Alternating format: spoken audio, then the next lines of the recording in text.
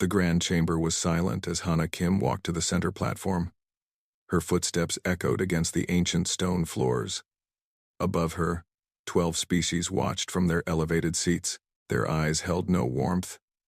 They never did. She had stood in this exact spot 146 times before. Today was her 147th attempt. 30 years of her life, spent asking the same question, 30 years of receiving the same answer. Hana Kim was 63 years old now. Her hair had turned gray in service to this mission. She remembered being a young woman, full of hope, believing that patience and good work would eventually open doors. She was no longer young, but she still believed in patience. "Honored Council," she began, her voice calm and clear. "I come before you once more to request full membership for humanity in the Galactic Council." High Arbiter Vel shifted in his seat. His blue skin wrinkled with irritation. He had heard this speech many times. He was tired of it. Hana Kim activated the display behind her. Images appeared showing human doctors treating sick aliens on distant worlds, human engineers building water systems on dry planets, human ships rescuing stranded vessels in dangerous space, human scientists sharing their discoveries freely, asking for nothing in return. In the past 30 years, she continued, humanity has contributed to every corner of council space. We have asked for no payment. We have demanded no recognition. We have simply offered our help because we believe that is what good neighbors do. She showed them the numbers. 14 billion lives saved through human medical research, 300 colony worlds made livable through human terraforming technology, countless trade routes protected by human peacekeepers, all given freely, all without condition. "We do not seek power," Hana Kim said. "We do not seek control. We only seek a seat at the table, so that we might better serve the galaxy we have come to call home." She finished her presentation and waited. High Arbiter Vel leaned forward. His voice dripped with contempt. "Ambassador Kim, your species has been spacefaring for only 400 years. The youngest species on this council has been among the stars for 3,000. You are children. Clever children, perhaps, but children nonetheless." Councillor Mox, representative of the Keth Federation, added his voice. His insect-like face showed no emotion, but his words were sharp. "Humanity's rapid advancement is concerning. No species should grow so fast. It is unnatural. It is destabilizing." Hana Kim wanted to respond. She wanted to point out that humans grew fast because they helped each other, because they shared knowledge instead of hoarding it, because they believed that lifting others made everyone stronger. But she had learned long ago that the Council did not want explanations. They wanted humanity to wait, to know its place, to be grateful for whatever scraps of tolerance they received. "The vote will now proceed," High Arbiter Vel announced. One by one, the 12 council species cast their decision. One by one, they rejected humanity's application. The vote was unanimous. Not a single voice spoke in their favor. In the observation gallery above, Admiral Tae Woo watched in silence. His uniform was crisp and perfect. His face showed nothing. He had served Earth for 40 years. He had fought pirates, rescued civilians, and negotiated peace treaties. He had seen humanity give everything to the galaxy and receive nothing in return. He was not surprised by the vote. He had stopped being surprised long ago. Tae Woo pulled out a small communication device. He typed a single coded message and sent it to Earth. The message said, "Proceed with Protocol Quiet Dawn." Below, Hana Kim bowed respectfully to the council. Every eye watched her, waiting for the outburst, waiting for the anger, the threats, the bitter accusations. Humans were emotional creatures. Everyone knew this. Surely, after 30 years of rejection, she would finally break. She did not break. "Earth thanks the Council for its time," she said, her voice steady and warm. "We wish you prosperity in all your endeavors." Then she turned and walked out of the grand chamber. She did not look back. High Arbiter Vel felt a strange discomfort in his chest. He had expected something more, some display of human weakness that would justify the Council's decision. Instead, he received only dignity. It bothered him more than he wanted to admit. Within 72 hours, the departure began. On the medical station orbiting Keth Prime, human doctors finished their final surgeries. They trained local staff on basic procedures. They left detailed notes and instructions. Then they packed their belongings and boarded transport ships. On the agricultural worlds of the Null Enclave, human scientists completed their last soil treatments. They handed over equipment and databases. They said goodbye to colleagues they had worked with for decades. On the trade routes through dangerous space, human peacekeepers filed their final patrol reports. They transferred their maps and navigation data. They shook hands with the merchants they had protected for years. No one made speeches. No one demanded apologies. No one said, "You will regret this." They simply left. Elder Tira of the Null Enclave stood at her window, watching the human transports depart. She was over 800 years old. She had seen empires rise and fall. She had witnessed countless species come and go, but she had never seen anything quite like this. The humans were not running away in anger. They were not plotting revenge. They were simply honoring the Council's unspoken wish. "You do not want us here. Very well. We will go." Tira felt something cold settle in her chest. It was a feeling she had not experienced in centuries. It took her a moment to recognize it. It was dread. She tried to calculate how many systems depended on human support, how many projects would fail without human expertise, how many lives were sustained by human generosity. The numbers were too large to comprehend. She reached for her communication device to send a message to the Council, to warn them, to beg them to reconsider, but she stopped. The Council would not listen. They never listened. They were too proud, too certain of their own superiority. So Elder Tira simply stood at her window and watched the lights of human ships disappear into the darkness of space. The galaxy had just made a terrible mistake. It simply did not know it yet. 6 months passed. The galaxy began to unravel. On Keth Prime, the fields were dying. Councillor Mox stood at the edge of what had once been the most productive farmland in the sector. Now the soil was gray and lifeless. The crops had withered into brown husks. "Explain this to me," he demanded. The Keth scientist beside him trembled. His name was Loth, and he was young by his species' standards. He had spent 3 years working alongside human researchers before they departed. "The soil bacteria," Loth said carefully. "The humans modified it 40 years ago to make our land fertile. They maintained it every season, adjusted the balance, monitored the health of the ecosystem. Then you maintain it," Mox snapped. Loth lowered his head. "We do not know how. The humans tried to teach us, but we did not think it was important to learn. We assumed they would always be here." Mox stared at the dead fields. 40 years of food security, gone in 6 months. He tried to remember if he had ever thanked the humans for their work. He could not recall a single instance. Far across the galaxy, the Null medical stations faced their own crisis. Elder Tira walked through the crowded halls. Patients filled every bed and spilled into the corridors. They suffered from Venn syndrome, a neurological disease that had plagued the Null for centuries. Human doctors had developed a treatment 20 years ago. It was not a cure, but it managed the symptoms. It gave patients normal lives. Now those patients were dying. "The treatment is not working," a Null physician reported. His voice was exhausted. "We followed the human protocols exactly, but the patients continue to decline." Tira examined the medical records.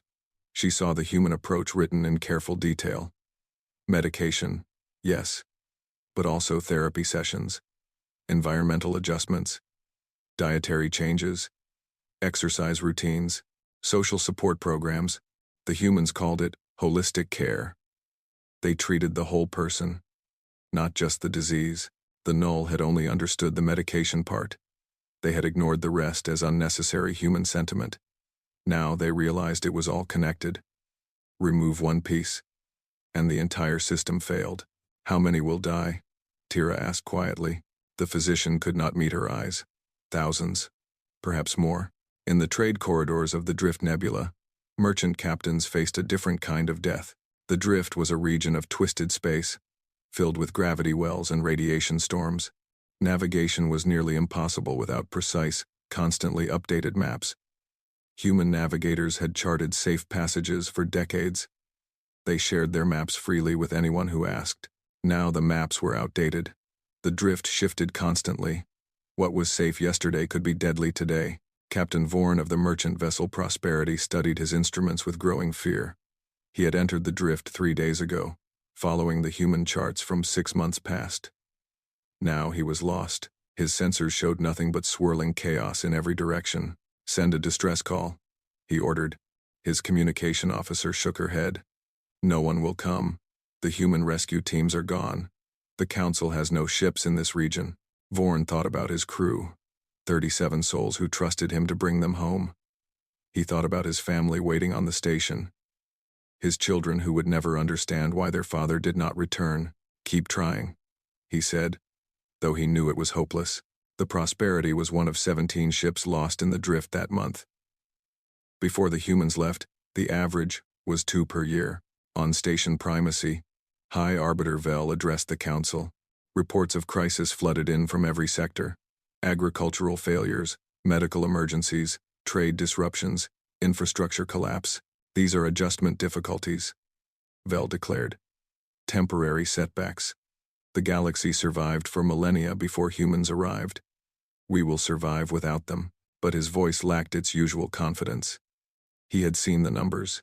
He understood what was happening, even if he refused to admit it.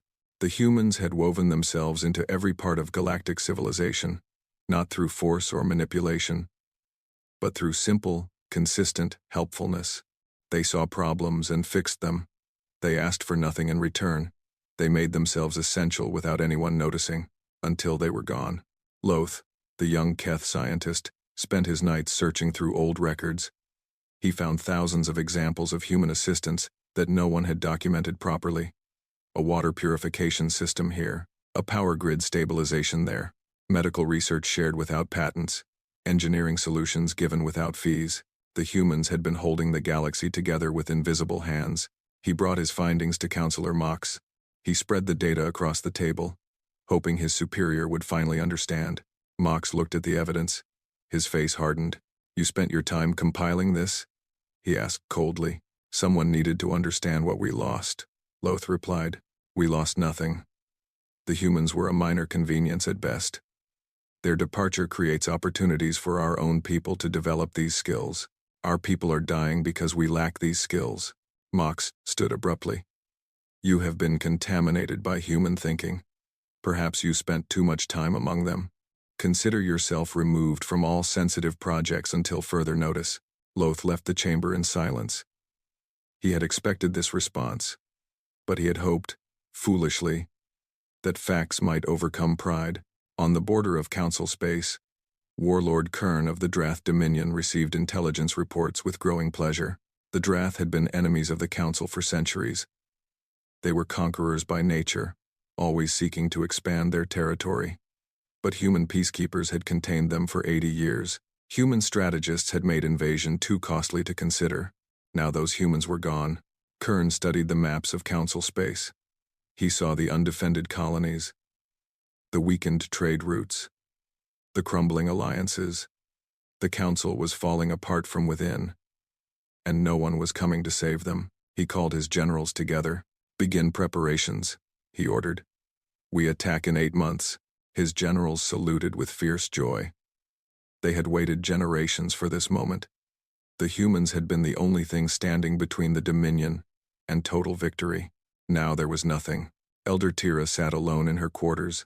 She had sent 17 messages to Earth in the past 6 months. None had received a response. The humans were not ignoring her. They simply had nothing to say. She understood their silence. What words could bridge the gap between them now? The Council had rejected humanity. Humanity had accepted that rejection with grace. There was nothing left to discuss. But Tira could not shake the feeling that the worst was yet to come. The current crises were only symptoms. The real disease was Council arrogance, and that disease had no cure. 14 months after humanity's departure, the Drath Dominion attacked. The first target was a small colony world called Varen. It had no military value. Its population was mostly farmers and their families. The Drath chose it specifically because it was defenseless. The assault lasted 4 hours. When it was over, every building was burning. The survivors were loaded onto transport ships, destined for Drath labor camps. The message was clear: the Dominion was coming, and no one would be spared. Captain Jae-sung had designed the defense network that once protected the outer colonies. He was a human military officer known for unconventional thinking. Other species built massive fortresses and relied on superior firepower. Jae-sung believed in something different. His strategy was based on cost. He made every attack expensive. Hidden sensor networks detected invaders early. Automated defense platforms forced enemies to waste ammunition. Evacuation routes allowed civilians to escape, while delaying forces bought time. Even a successful invasion would cost more than it gained. The Drath had tested these defenses many times over the decades. Each time, they calculated the losses and decided against full-scale war. Jae-sung had not stopped them through strength. He had stopped them through mathematics, but Jae-sung was gone now, along with all the human military advisors. The defense network remained, but no one understood how to operate it properly. The Council military commanders looked at the systems and saw only complexity they could not master. Within 2 weeks, 3 more colony worlds fell. High Arbiter Vel called an emergency session of the Council. For the first time in his long career, fear showed in his eyes. "We must respond with overwhelming force," he declared. "The Dominion thinks we are weak. We will show them the true power of the Council." The combined fleet assembled near Station Primacy. It was the largest military force gathered in over a century. Ships from all 12 Council species formed into battle formations. Their commanders boasted of easy victory. The Drath were savage but primitive, they said. Superior technology would crush them. Vel himself took command, eager to prove his leadership in crisis. The fleet departed for the border, where Drath forces had massed for their next assault. Sensors detected nearly 200 enemy warships. The Council fleet numbered over 300. The mathematics seemed simple. The battle began at dawn by station time. It ended before noon. Councillor Mock survived only because his flagship was damaged early and forced to retreat. He floated in the wreckage, watching the destruction unfold on flickering screens. The Council fleet had charged directly at the Drath formation, expecting the enemy to break against their superior numbers. Instead, the Drath had split into small groups and attacked from multiple directions. They targeted supply ships first, then communication vessels. Within an hour, the Council fleet was blind, hungry, and scattered. Vel screamed orders that no one could hear. His command ship was destroyed by 3 Drath vessels working in perfect coordination. Mox realized, in that terrible moment, what had gone wrong. Every Council victory in his lifetime had involved human advisors. Humans who understood that war was not about raw power. It was about logistics and supply lines. It was about communication and coordination. It was about breaking the enemy's will while protecting your own. The humans had tried to teach these lessons for decades. The Council had dismissed them as unnecessary complications. Now 200 Council warships drifted as burning wreckage, and the path to the heart of civilization lay open. Warlord Kern stood on the bridge of his flagship, savoring the victory. His generals reported the final counts. Council losses were catastrophic. Drath losses were minimal. It was the most one-sided battle in galactic history. "The humans taught us well," Kern said with dark amusement. He had studied human military tactics for 50 years. He had watched recordings of their battles, analyzed their strategies, learned their principles. While the Council mocked human methods as primitive, Kern had recognized their genius. Adapt quickly. Strike where the enemy is weak. Never fight fairly when you can fight smart. Protect your own people at all costs. The humans had never attacked the Dominion, but their example had made the Dominion unstoppable. "Send a message to the Council," Kern ordered. "Give them 6 months to surrender. If they refuse, we will burn every world from here to Primacy." The message reached Station Primacy within hours. The remaining Council leaders gathered in emergency session, but there was little to discuss. Their fleet was destroyed. Their colonies were falling. Their population lived in terror. Elder Tira spoke for the first time in the session. "We must contact Earth. The humans abandoned us," another counselor protested. "We abandoned them first," Tira replied. "We rejected them. We dismissed their contributions. We told them they were not welcome in our civilization. They simply accepted our judgment. They will not come. Why would they help those who spurned them? Tira had no answer. She only knew that without human intervention, the council would fall. The Dominion would conquer everything. Billions would die, or be enslaved. She composed a message to Earth. She did not beg or make excuses.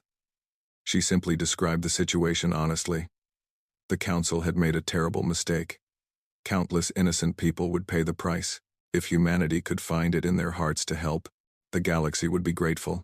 She sent the message and waited. Days passed. No response came. On the outer colonies, Droth forces continued their advance. Each victory made them bolder. Each conquest added to their strength. Refugees flooded toward the core worlds, telling stories of horror and destruction. Loth worked in a refugee camp, helping displaced families find food and shelter. He had no official position anymore. Counselor Mox had stripped him of his rank for sympathizing with humans, but he could not sit idle while his people suffered. A young child approached him, holding a torn piece of cloth. It bore the symbol of Earth's humanitarian core. The child had kept it as a treasure since the human aid workers left. "Will the helpers come back?" the child asked. Loth looked at the symbol. He thought of Commander Su Hyun, who had led the humanitarian teams. She had worked in camps like this for 20 years. She had held dying children and comforted grieving parents. She had given everything she had to people who were not her own.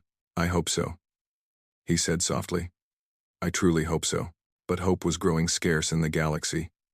The Droth advanced, the council crumbled, and the silence from Earth continued.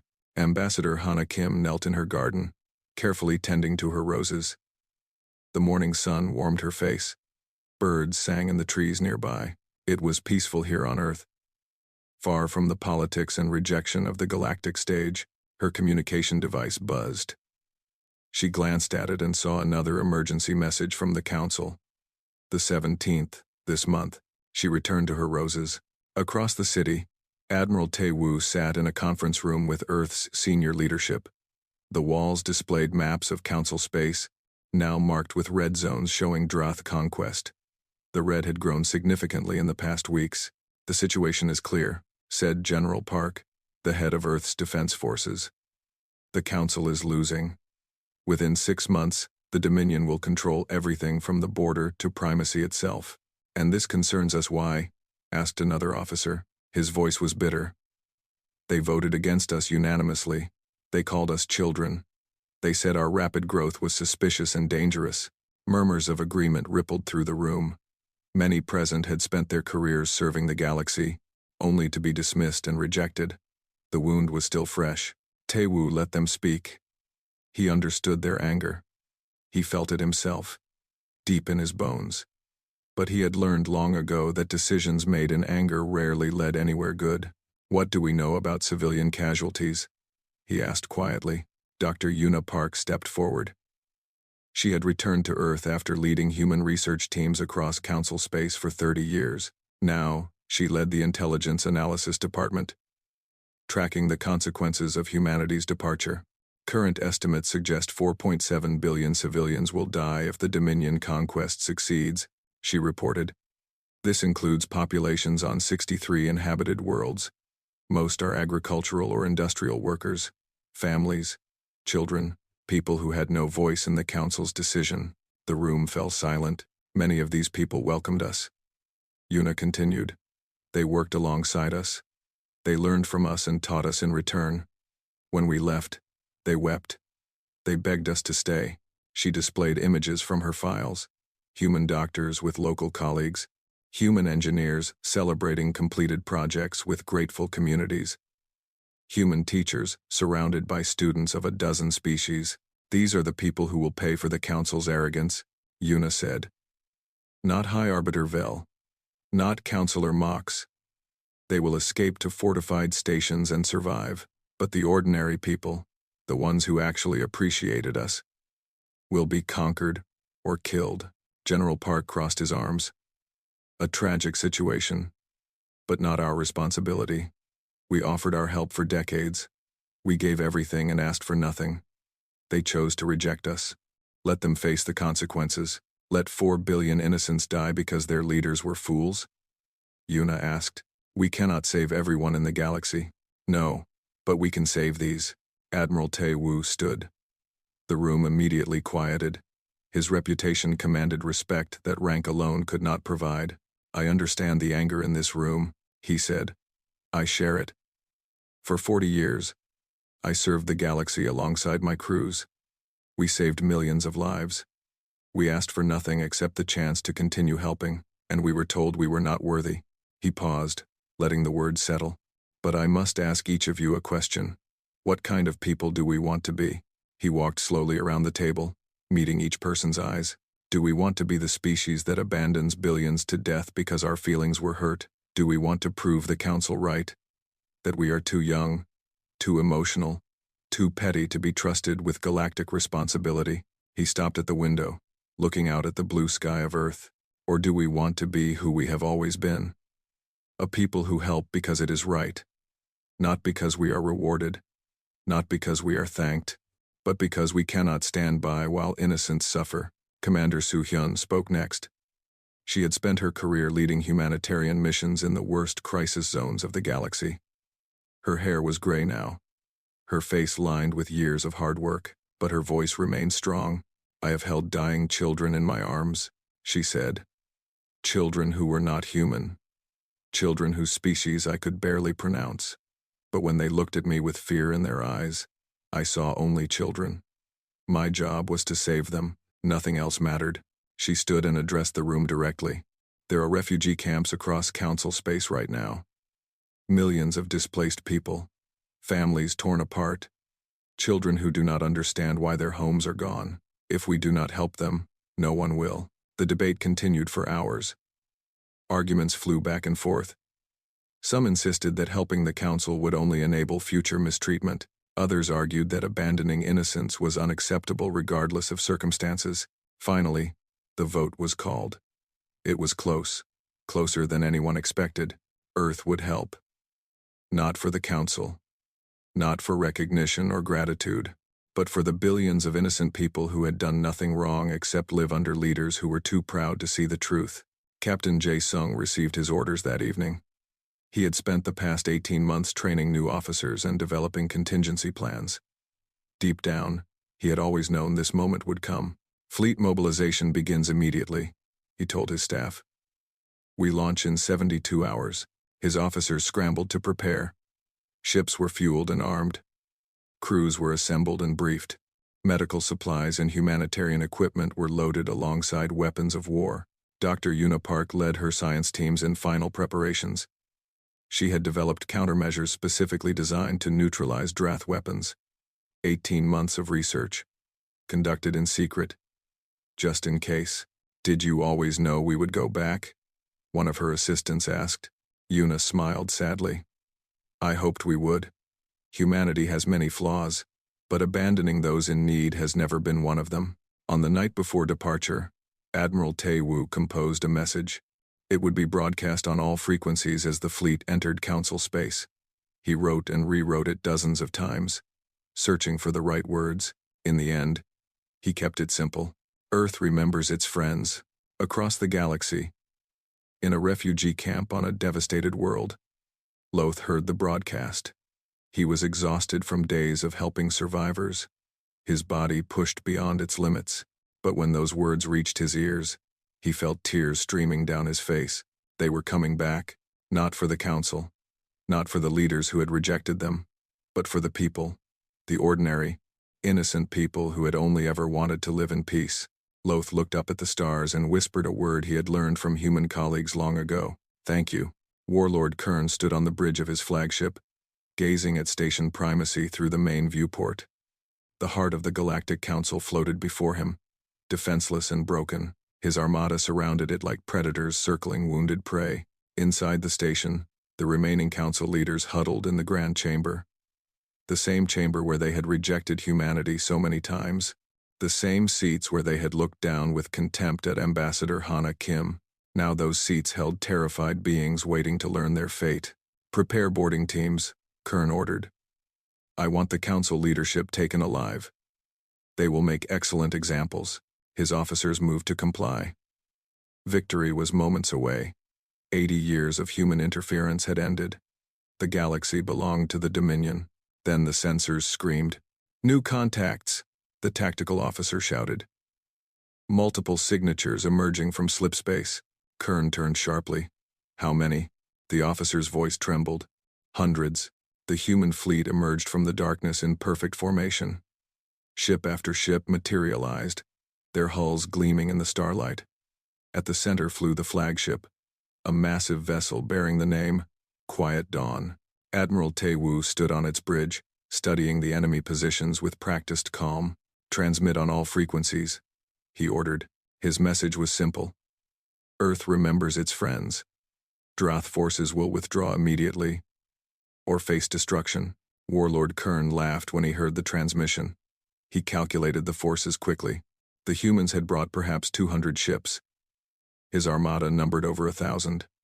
The mathematics favored him overwhelmingly. "Humans," he said with contempt.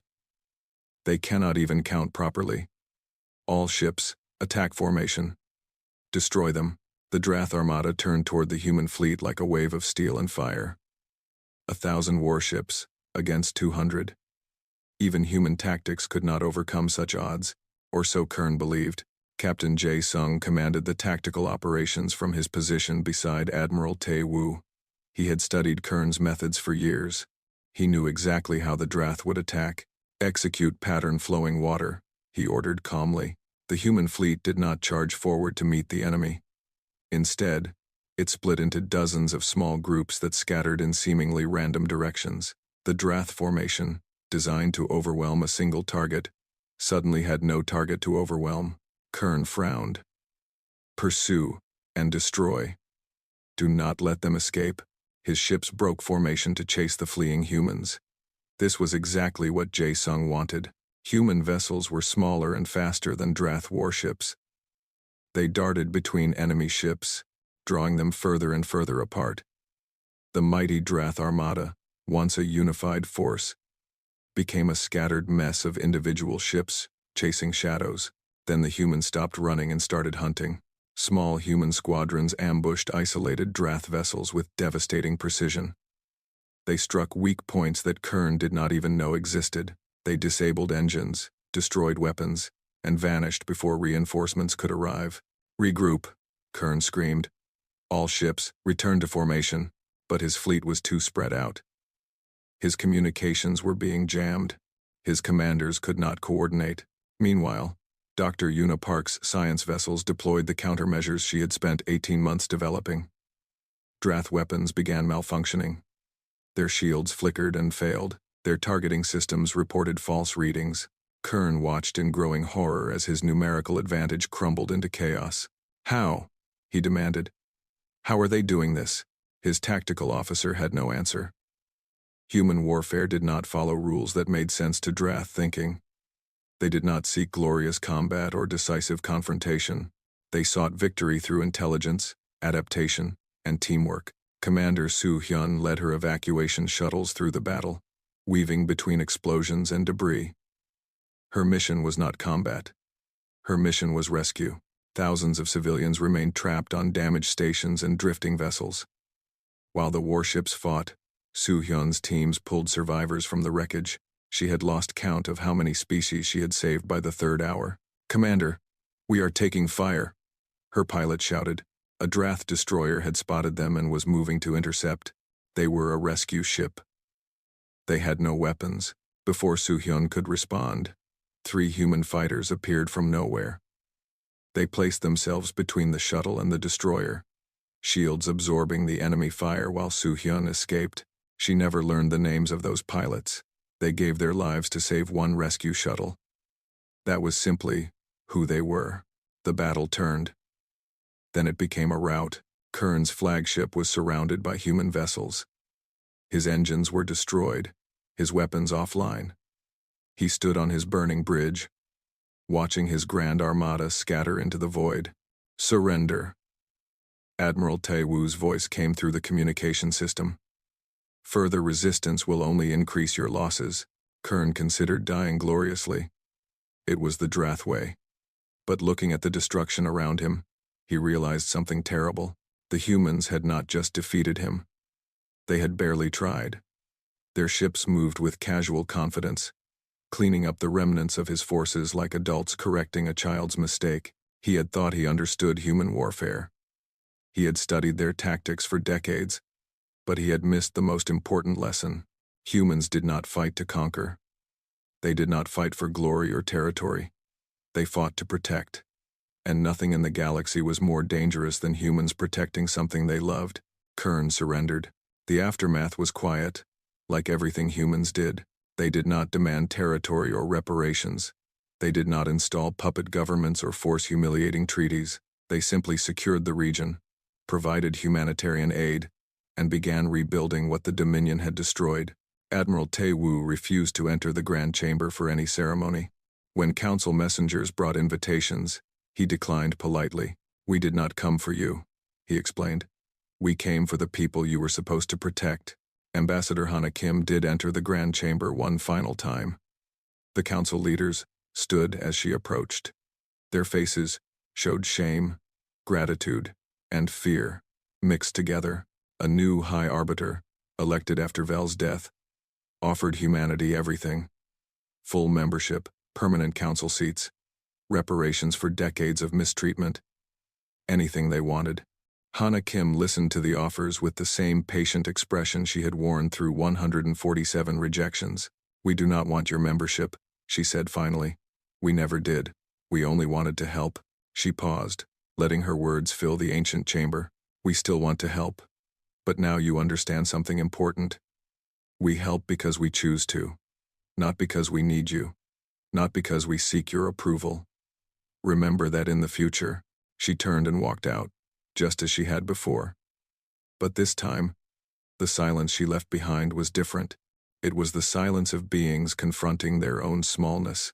Earth did not rejoin the council. Instead, humanity formed something new. They called it the Compact. It included the smaller species, the forgotten colonies, the refugees and outcasts whom the council had ignored for centuries. The Compact operated on simple principles: help those in need, ask for nothing in return, build relationships through service, not politics. Within a decade, it became the most influential organization in the galaxy. Not through military power or economic leverage, but through trust earned one good deed at a time. Elder Tira lived long enough to see the change. She often reflected on the moment when human ships had departed 18 months before the war. She had felt dread then, sensing that something terrible was coming. She had been right, but she had not understood the full truth. The terrible thing was not humanity's departure. It was the lesson the galaxy needed to learn. Some lessons can only be taught through loss. The council had lost everything to understand a simple truth that humans knew from birth.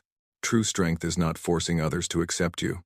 It is being so essential that your absence is the loudest sound in the universe. And sometimes, the quietest people make the loudest point.